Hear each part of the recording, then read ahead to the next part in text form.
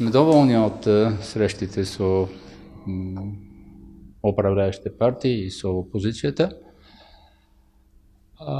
Има разбиране за необходимостта от нови закони и оценуваме, че стъпките, които са правени, са в правилна посока.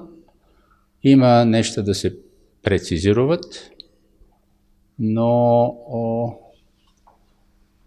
важното е, че и опозиция, и управляващи очакват и сакат да се произнесе Венецианската комисия по онези тънкости на работата, да бъдат тези закони ефикасни и полезни нататък.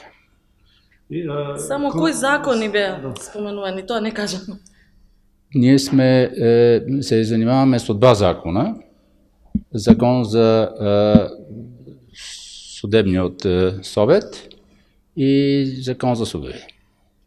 А закон за јазици дали е дојде? Не, то не е в Уште не е дојден на този визит.